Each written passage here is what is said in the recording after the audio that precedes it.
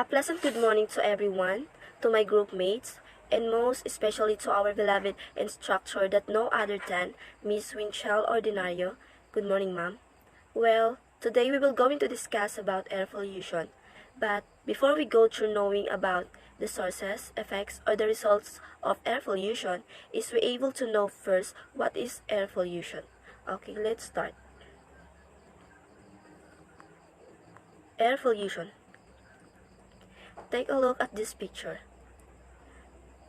This picture shows that the air pollution is commonly coming from the factories, road transports, or any kind of activities that can produce chemical substances, harmful materials or gases that can damage our health, not only on the human and animals, but in the environment as well. What is air pollution? Air pollution is contamination of the indoor or outdoor environment by any chemical, physical, or biological agent that modifies the natural characteristic of the atmosphere.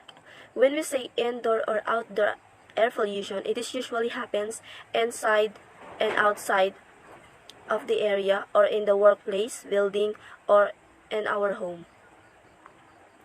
Is a mixture of solid particles and gases in the air, car emissions, chemicals from factories, dust, pollen, and mold spores may be suspended as particles.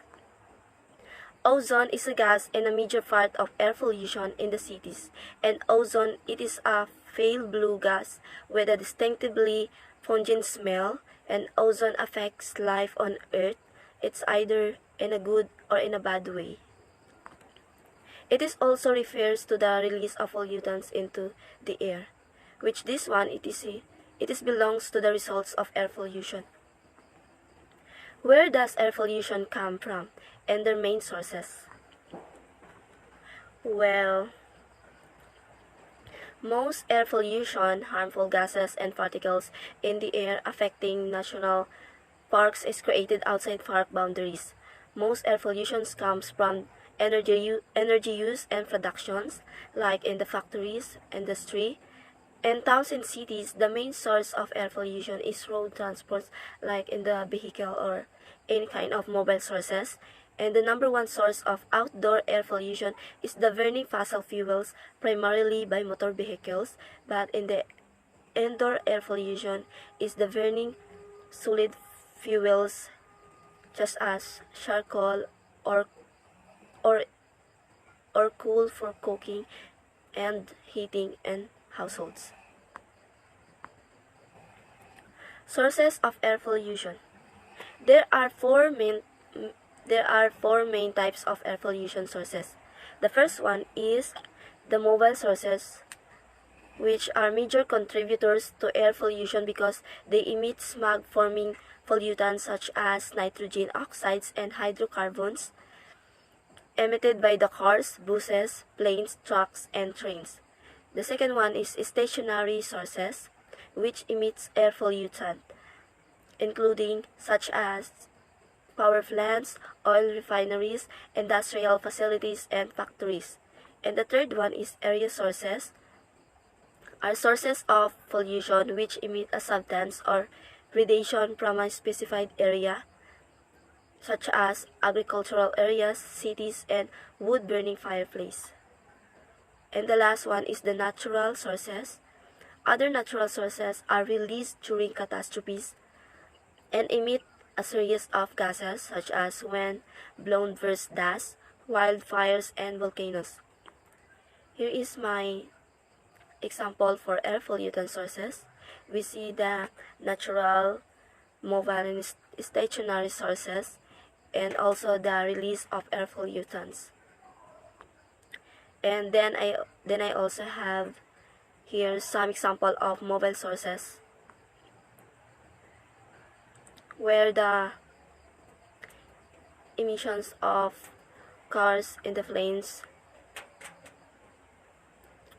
where the smog are forming pollutants. And for the stationary sources is the power plants. And for the example of area sources, is agricultural activities where using fertilizer is one of the chemical or substances that can give a lot of bad impacts into the environment. And for example of natural sources are the wildfires, natural volcanoes, and wind-blown burst dust. And for the summary about air pollution, a major sources of air pollution results from the burning of fossil fuels. Vehicle and factory emissions are common sources of this type of air pollution. The burning of fossil fuels contributes to the formation of smog, a dense layer of particulate matter that hangs like a cloud over many major cities and industrial zones. And that's all for my reporting. And we will proceed to the causes of air pollution and will be discussed and report by Miss Jennifer Alipaspas. That's all. Thank you. Hello, good day everyone. My name is Jennifer Alipaspas. Today I will discuss about causes of air pollution. We all know what was the causes of air pollution, and causes of air pollution have had 10 main causes. These are: first, the burning of fossil fuels. The burning of fossil fuels, most of the air pollution takes place due to the burning of fossil fuels such as coal, oil, gasoline to produce energy for electricity or transportation. The release of carbon monoxide in high level indicates how much fossil fuels is burned. This is also emits other toxic pollutants in the air. Next is industrial emission. Industrial activities emit several pollutants in the air that affects the air quality more than we can even imagine. Particulate matter 2.5 and 10 nitrogen dioxide, sulfur dioxide, and carbon monoxide are key pollutants that are emitted from industries that use coal and wood as their primary energy source for production of their goods. Next is indoor air pollution. Indoor air pollution, use of toxic products, also called as volatile organic compounds or VOCs, inadequate ventilation, uneven temperature, and humidity level can cause indoor air pollution. Whether you are in office, school, or at your comfortable home, use air pollution can take place due to the ignorant factors. For instances, smoking tobacco inside a room or leaving mold infected wall untreated. Fourth is wildfires. What is wildfires? Wildfires. Climate change is not just increasing wildfires but also spiking air pollution. Burning stubble and farm residue is also a major contribution to wildfires. It causes increased PM2.5 in the air, which collides with other harmful substances like chemical gas and falling, creating smog. Fifth is microbial decaying process. Microbial decaying process is manufacturing, chemicals, and textiles industries release a large number of carbon monoxide, hydrocarbons, chemicals, and organic compounds which are contaminate our environment. Bacteria and fungi play a fundamental role in the biogeochemical cycles in nature. They are the key indicators of abnormal environmental conditions. Next is transportation. What is transportation? Transportation is there is no denying that vehicle pollution is the major contributor to air pollution, especially in urban cities. When the car burns gasoline, it emits pollutants in the air, which is as harmful as smoking 10 cigarettes a day. Your vehicle emits carbon monoxide, hydrocarbons, nitrogen oxide, and particulate matter. Next is open burning of garbage waste. What is open burning of garbage waste? Open burning of garbage is much more harmful to your health and the environment than one may think. Exposure to open of garbage waste can pose serious health risks including cancer, liver issues, impairment of immune system, reproductive function, can also affect the developing nervous system. Construction and demolition. What is construction and demolition? Construction and demolition during Clean Air Act movement, the Central Pollution Control Board or CPCB, the highest number of air pollution complaints in the Delhi NCR due to the construction, pollution, and demolition activities. With the rise of population in the city, construction and demolition is a part of the national capital. Second to the last is agricultural activities. Agricultural activities have had a serious impact on the decreasing air quality. To begin with, pesticides and fertilizer are main source to contaminate the surrounding air. Nowadays, pesticide and fertilizer are mixed with new invasive species which are not found in nature for quick growth of the crops and vegetation. The last one is use of chemical and synthetic products. What is synthetic products and chemical products? Talking about air pollution, we always considered outdoor air pollution dangerous for our lives but never talk about indoor air pollution.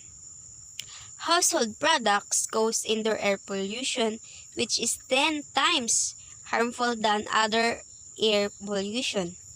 Volatile compound or box found in paints, cleaners, and personal care products such as perfumes and deodorant are a reason for common health issues. And that's all. Thank you. So good day everyone, my report is all about effects on the animals and environment.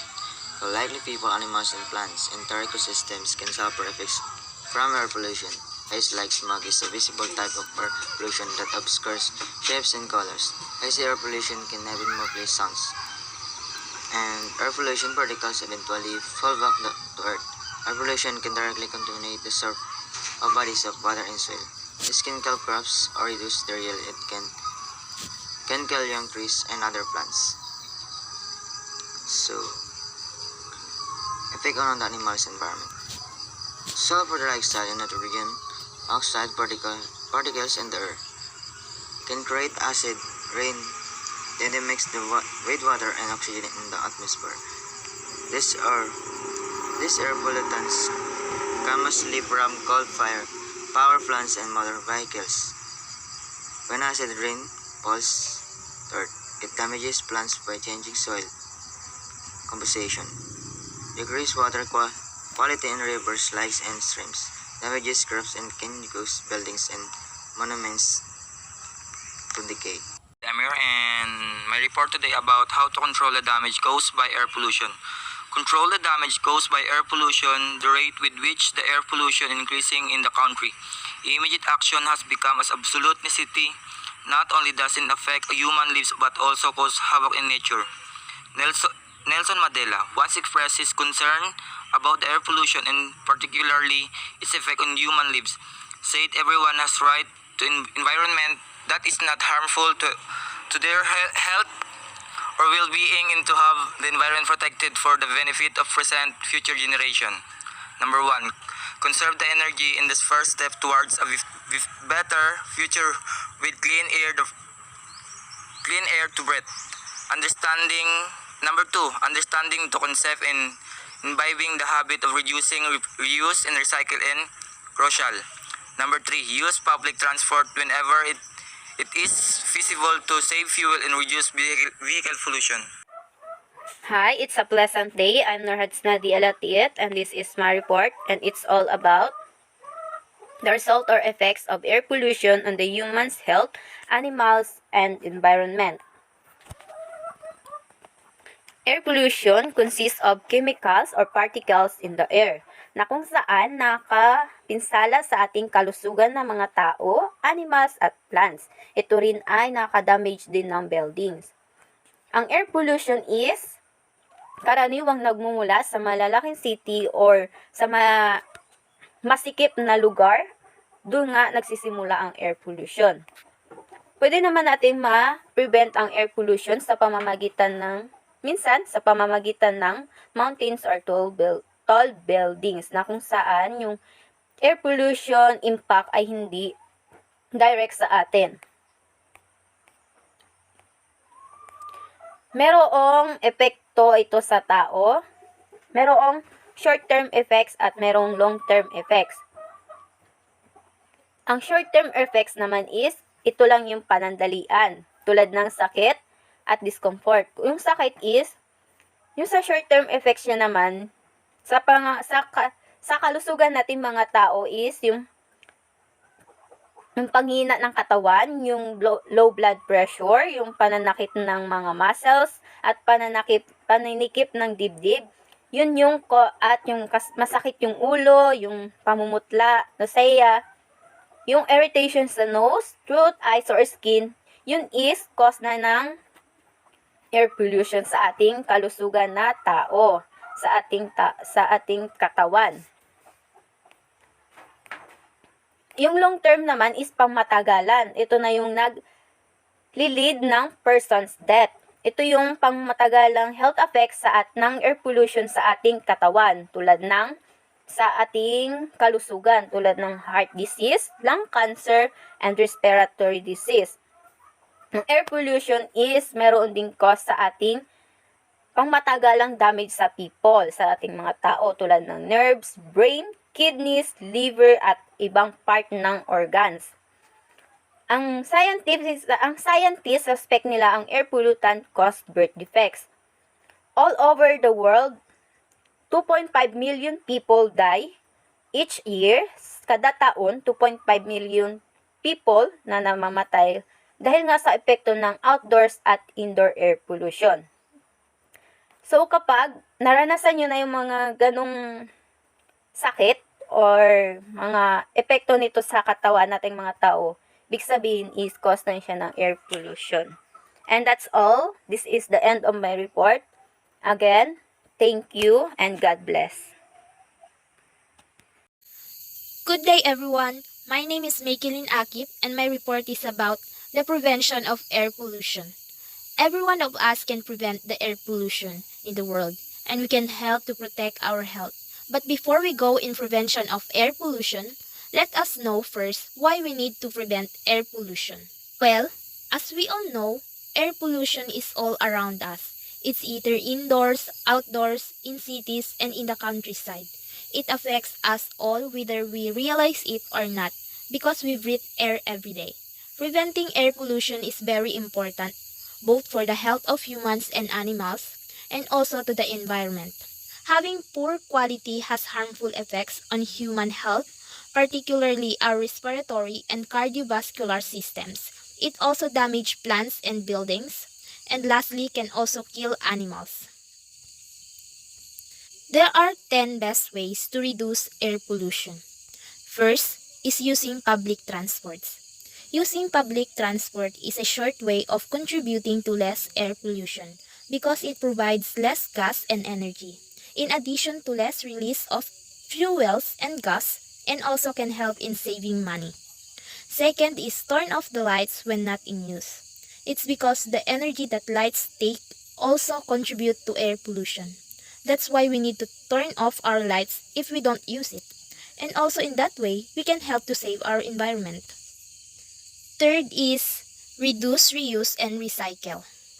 This activity, the reduce, reuse, and recycle, is not only for conserved resources, but also it can help for air pollution by reducing pollution emissions. It's because the recycled products also take less power to make other products. Fourth is no to plastic bags. Instead using plastic bags, it's more good to use paper bags because the use of plastic products is very harmful to the environment because it takes a very long time to decompose than the paper bags that decompose easily and are recyclable. Fifth is reduction of forest fires and smoking. We as a people get to use or it become our habit to collect our garbage and burn it in fire. That's become the biggest factor for causing air pollution.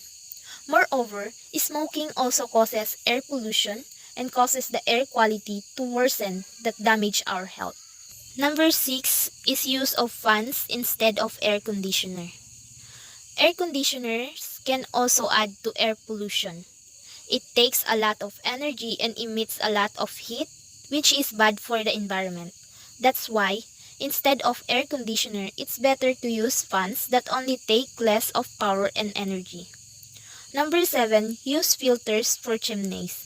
The gas that is emitted from fireplace in homes and factories are extremely dangerous for air pollution and also harms the air quality severely. That's why they need to use filters to lessen or reduce the effect of harmful gases absorbing in the air. Number 8 is avoid usage of crackers. The use of crackers during festivals and weddings is one of the biggest contributors to air pollution, leading to a layer of smog which is extremely harmful for health.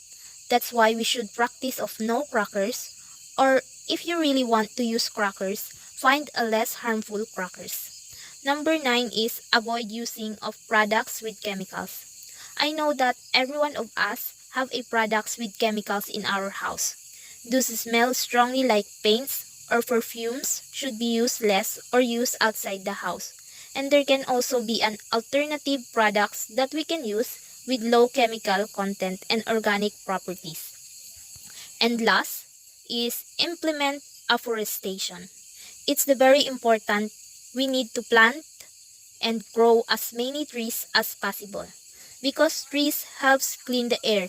Planting trees give a lot of benefits to the environment and it also helps the release of oxygen.